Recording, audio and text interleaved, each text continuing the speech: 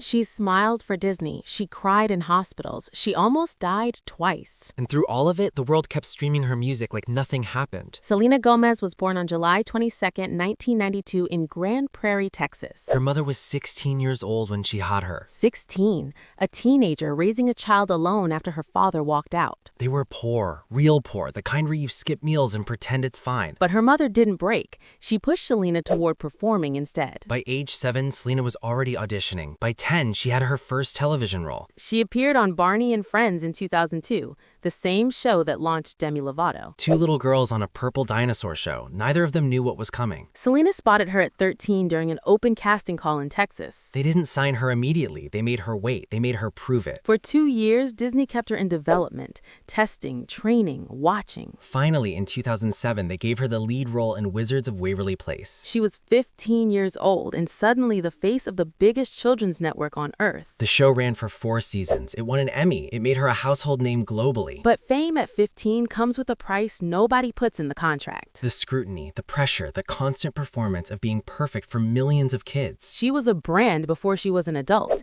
Disney needed her happy, polished, and sellable. Behind that smile was a teenager with no blueprint for what came next. And then came Justin Bieber. In 2010, they were spotted together, and the internet collectively lost its mind. She was 18, he was 16. They were the most photographed couple on the planet. Paparazzi followed them everywhere. Every fight was documented. Every reunion became a headline. They broke up, got back together, broke up again, got back together again. This cycle repeated for years, and it destroyed something inside her quietly. She later said the relationship was emotionally difficult and took a significant toll on her mental health. But the public didn't want complexity. The public wanted the fairy tale. They turned her heartbreak into entertainment. Every tear was content for someone else's timeline. She was living her most painful years in real time, in public, with no way out. While the relationship drama played out publicly, something far more serious was happening privately. In 2012, Selena was diagnosed with lupus, a chronic autoimmune disease with no cure. Lupus attacks the body's own tissue. It causes organ damage, extreme fatigue, and pain. She kept it hidden. She kept performing. She kept smiling. In 2013, she quietly checked into a rehabilitation facility in Tennessee. The public assumed it was for substance issues. The real reason was lupus treatment and emotional exhaustion. She came back,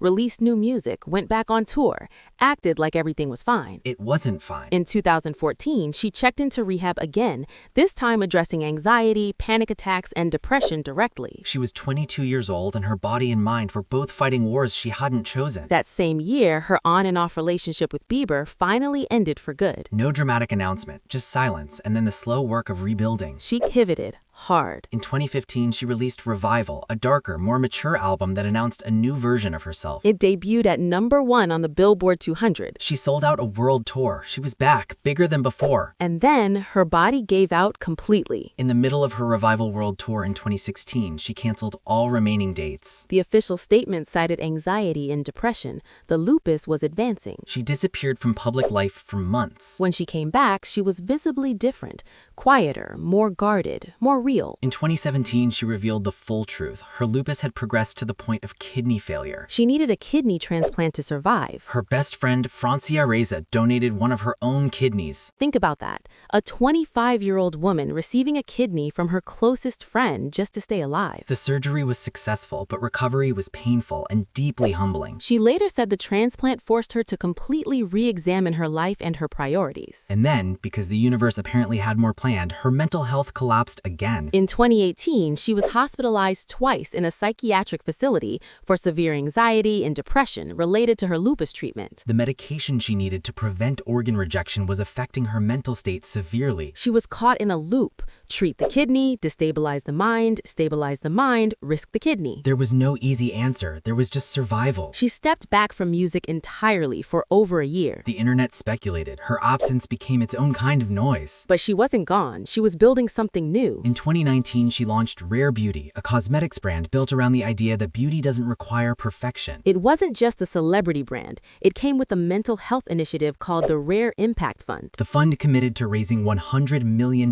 for mental health health services over 10 years. She wasn't just selling lipstick, she was funding therapy for people who couldn't afford it. Rare Beauty became one of the fastest-growing beauty brands in the United States. By 2023, it was valued at over $1 billion. The girl from Grand Prairie, Texas, whose mother was 16 when she was born, built a billion-dollar company. And she wasn't done. Also in 2019, she returned to acting as a producer and voice actress on the Netflix series Living Undocumented. She used her platform to advocate for immigrant communities, a direct reflection of her own family's background. In 2020, she released her album Rare, her most personal and critically acclaimed work to date. The lead single, Lose You to Love Me, reached #1 on the Billboard Hot 100. Her first ever #1 single after a decade in the industry. It took 10 years of public breakdowns, hospital stays, and a kidney transplant to get there. But she got there. In 2022, she starred in and produced Only Murders in the Building on Hulu alongside Steve Martin and Martin Short. The show became a critical hit. She received a Golden Globe nomination for her performance. The same year, a documentary about her life,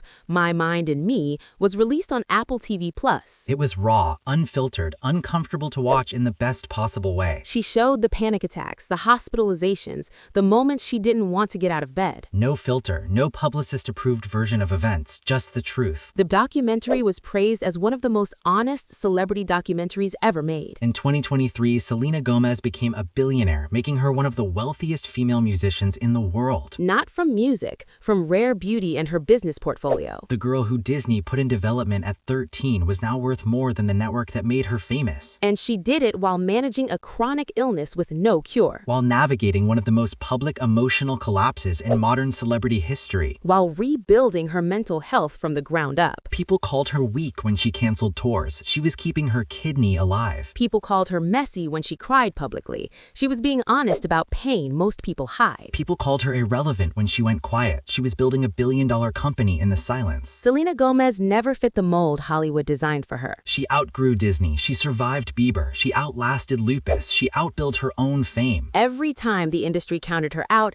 she came back with something harder to ignore. She is not a comeback story. She never left. She just refused to perform her pain on anyone else's schedule. Most people in her position would have disappeared, would have accepted the narrative written for them. She rewrote it, quietly, methodically, without asking for anyone's permission. She became the most followed woman on Instagram for years, not by chasing it, but by being undeniably real. Authenticity in an industry built on illusion is the rarest commodity of all. And she had it naturally, carved out of genuine suffering and genuine survival. Today, she sits at the intersection of entertainment, business, and mental health advocacy. 3 worlds that rarely overlap, and she dominates all 3 simultaneously. No cosign, no safety net, no famous parent opening doors. Just a girl from Texas with a sick body, a strong mind, and an absolute refusal to quit. The girl who grew up poor in Texas, raised by a teenage mother, is now a billionaire philanthropist with a kidney transplant scar and a #1 record. That is not a fairy tale. That is something far more powerful. That is what survival actually looks like when nobody's writing the script for you.